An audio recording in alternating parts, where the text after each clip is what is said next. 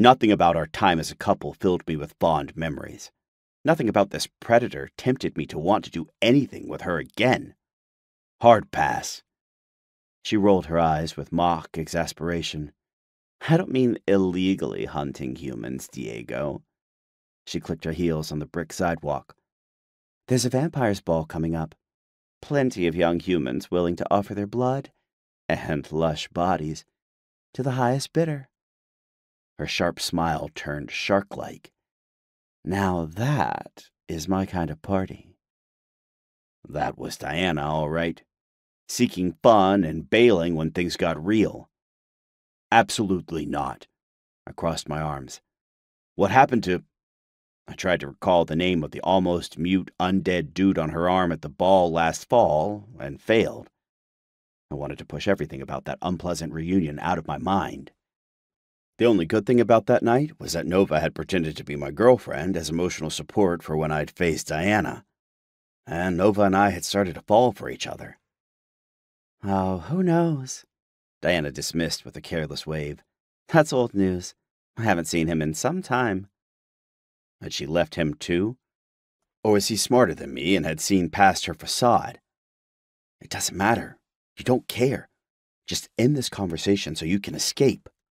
I'm with someone, I told Diana. That means you and I will not be spending any time together. She crossed her arms across her chest and pouted. You don't mean that little witch you said you were engaged to at the ball? Her tone indicated she didn't believe that ruse one bit. I'd blurted out that Nova and I were engaged when we'd barely known each other. I raised my chin. I do indeed. Nova and I are together. Oh, please. A witch? She arched her brows. Our kind and theirs would never work. I know that you two are not engaged. Ah, busted. I narrowed my gaze at her. How would you know anything about my personal life? Besides, she's mortal, Diego, Diana replied, ignoring my question. Whatever you have with her is feeble, temporary. You know it can't last. My jaw tightened and my teeth clamped together. That was so Diana to cut right where it would hurt most. Empathy to her simply meant a 7-letter Scrabble word. Not that she'd ever have the patience to finish a game or the restraint to do so without cheating. I'll get in touch before the ball. She turned and sauntered away. I seethed as I stared at the retreating silhouette of the vicious vampire who'd wronged me. She'd strolled away without a care, incapable of feeling remorse for any of her actions.